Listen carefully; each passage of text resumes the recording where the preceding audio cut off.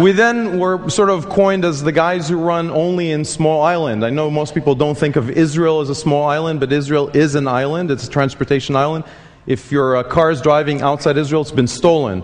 And so if you're thinking about it in terms of islands, we decided to go to the biggest island we could find, and that was Australia. The third country we announced was Australia. It's got 3 centers in Brisbane and Melbourne and Sydney, and 1 freeway, 1 electric freeway that connects them. The next island was not too hard to find, and that was Hawaii. We decided to come into the US and pick the 2 best places. The one where you didn't need any range extension, Hawaii, you can drive around the island on 1 battery, and if you really have a long day, you can switch and keep on driving around the island. And the second one was the San Francisco Bay Area, where Gavin Newsom created a beautiful policy across all the mayors. He decided that he's going to take over the state, unofficially and then officially, and then created this beautiful region, one policy. And in the San Francisco Bay Area, not only do you have the highest concentration of Priuses, but you also have the perfect range extender. It's called the other car. Now, as we started scaling it up, we looked at what is the problem to come up to the US. Why is this a big issue? And the most fascinating thing we've learned is that when you have small problems in the individual level, like the price of gasoline to drive every morning, you don't notice it, but when the aggregate comes up, you're dead. All right? So the price of oil, much like lots of other curves that we've seen, goes along a depletion curve. The foundation of this curve is that we keep losing the wells that are close to the ground, and we keep getting wells that are further away from the ground, and it becomes more and more and more expensive to dig them out.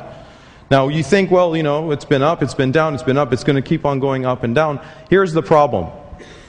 At $147 a barrel, which we were in 6 months ago, the U.S. spent a ton of money to get oil. Then we lost our economy, we went back down to 47, sometimes at 40, sometimes at 50. Now we're running a stimulus package. It's called a $1 trillion stimulus package. We're going to revive the economy. Hopefully it happens between now and 2015, somewhere in that space. What happens when the economy recovers? By 2015, we would have had at least 250 million new cars, even at the pace we're going at right now. That's another 30% demand on oil. That is another 25 million barrels a day. That's all the U.S. usage today. In other words, at some point when we've recovered, we go up to the peak, and then we do the OPEC stimulus package, also known as $200 a barrel. We take our money and we give it away. You know what happens at that point? We go back down. It's going to go up and down, and the downs are going to be much longer, and the ups are going to be much shorter. And that's the difference between problems that are additive, like CO2, which we go slowly up and then we tip, and problems that are depletive, in which we lose what we have, which oscillate, and they oscillate until we lose everything we got.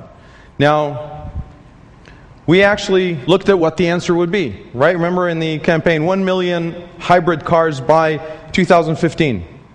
That is 0.5% of the U.S. oil consumption. That is 0.0% of the rest of the world. That won't do much difference. We looked at an MIT study, 10 million electric cars on the global roads. 10 million out of 500 million we will add between now and then. That is the most pessimistic number you can have. It's also the most optimistic number because it means we will scale this industry from 100,000 cars in 2011 to 10 million cars by 2016.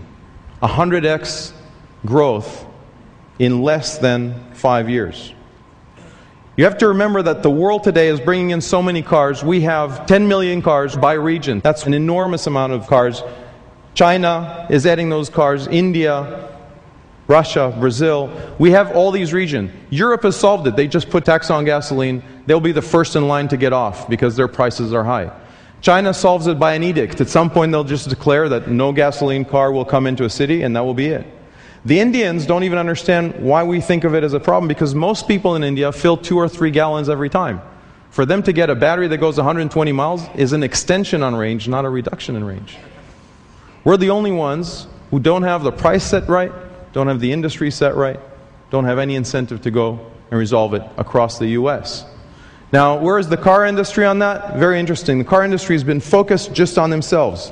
They basically looked at it and said, Car 1.0 will solve everything within the car itself. No infrastructure, no problem. We forgot about the entire chain around us, all this stuff that happens around.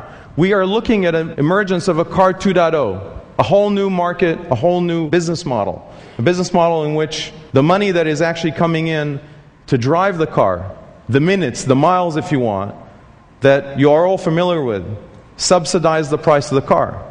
Just like cell phone. You'll pay for the miles, and some of it will go back to the car maker, some of it will go back to your own pocket, but our cars are actually going to be cheaper than gasoline cars. You're looking at a world where cars are matched with windmills. In Denmark, we will drive all the cars in Denmark from windmills, not from oil. In Israel, we've asked to put a solar farm in the south of Israel, and people said, oh, that's a very, very large space that you're asking for. And we said, what if we had proven that in the same space we found oil for the country for the next 100 years? And they said, well, we tried, there isn't any. We said, no, but what if we prove it? And they say, well, you can dig. And we decided to dig up instead of digging down. These are perfect matches to one another. Now, all you need is about 10% of the electricity generated. Think of it as a project that spans over about 10 years. That's 1% a year. Now, when we're looking at solving big problems, we need to start thinking in two numbers, and those are not 20% by 2020. The two numbers are zero, as in zero footprint or zero oil, and scale at infinity. And when we go to COP15 at the end of this year, we can't stop thinking of padding CO2. We have to start thinking about giving kickers to countries that are willing to go to this kind of scale. One car emits 4 tons, and actually 700 and change million cars today emit 2.8 billion tons of CO2. That's, in the additive, about 25% of our problem. Cars and trucks add up to about 25% of the world's CO2 emissions. We have to come and attack this problem with a focus, with an effort that actually says we're going to go to zero before the world ends. I actually shared that with some legislators here in the U.S. I shared it with a gentleman called Bobby Kennedy Jr., who's one of my idols. And I told him one of the reasons that his uncle was remembered is because he said we're going to send a man to the moon, and we'll do it by the end of the decade. We didn't say we're going to send a man 20% to the moon, and there'll be about 20% chance we'll recover him. He actually shared with me another story, which is from about 200 years ago. 200 years ago, in Parliament in Great Britain, there was a long argument over economy versus morality. 25%, just like 25% emissions today comes from cars, 25% of their energy for the entire industrial world in the UK came from a source of energy that was immoral. Human slaves. And there was an argument, should we stop using slaves, and what would it do to our economy? And people said, well, we need to take time to do it. Let's not do it immediately. Maybe we free the kids and keep the slaves. And after a month of arguments, they decided to stop slavery, and the Industrial Revolution started within less than 1 year. And the UK had 100 years of economic growth. We have to make the right moral decision, and we have to make it immediately. We need to have presidential leadership, just like we had in Israel, that said we will end oil, and we need to do it not within 20 years or 50 years, but within this presidential term. Because if we don't, we will lose our economy right after we lost our morality. Thank you all very much.